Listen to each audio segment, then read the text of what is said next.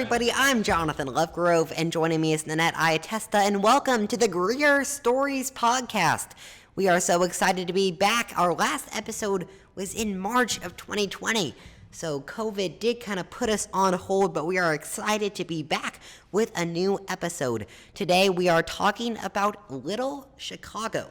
Now you may have heard Little Chicago is a rumor, a myth, a little magical place near us, but it's more than that. It's actually a real spot here in the Greer area in northern Greenville County, and it is real people and real stories. So today we're going to tell you some of those stories of the area known as Little Chicago.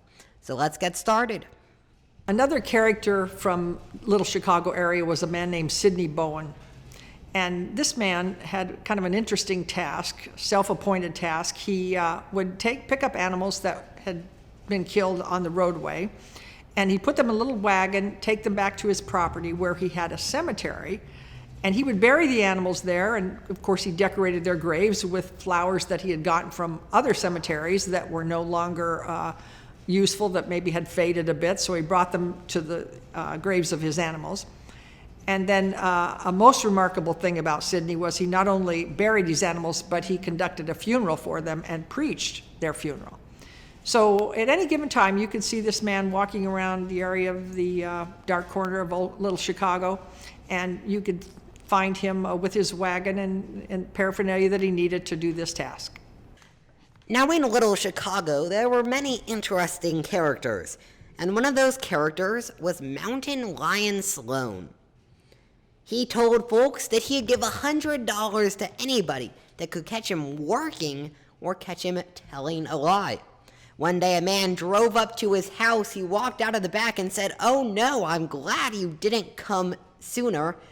The man asked, "Why is that?" And Lion Sloan responded, "Well, I got a $100 reward out there for anyone who can catch me working. And I just walked back from the barn to see if the old hen laid any eggs out there." Just one of the many interesting characters in the area known as Little Chicago. Another interesting feature of Little Chicago is the Liar's Bench. It is an old church pew in Souther's Grocery, used by old-timers and newcomers alike as they gather to sit and spin yarns and listen to tales of the past. Now, the Liar's Bench was an interesting way to pass time, and people that were interviewed about this interesting part of Little Chicago mentioned that there had been once this man that said he had a pumpkin. He had grown this pumpkin, and the pumpkin was so big that he sawed the stem in two with a crosscut saw. And then he bragged that he had caught the shavings from that cut, and he had enough shavings to make 2 custards out of just that part of the pie. So only the people there know if that was the truth or not, but since it was the Liar's Bench, probably wasn't. One thing that you might be surprised to find in Little Chicago is gold. Many residents of the area remember and knew that there were gold mines in the area. Most of these mines were very small, mined very little, but they were still in Little Chicago as a small industry. Many of these mines had to close once they quickly ran out of gold, and one lady recounts one even caving in. An interesting aspect to the small town of Little Chicago. Hopefully, after listening to this podcast, you've enjoyed these stories and you've learned a lot about Little Chicago. Life in a community like this is different.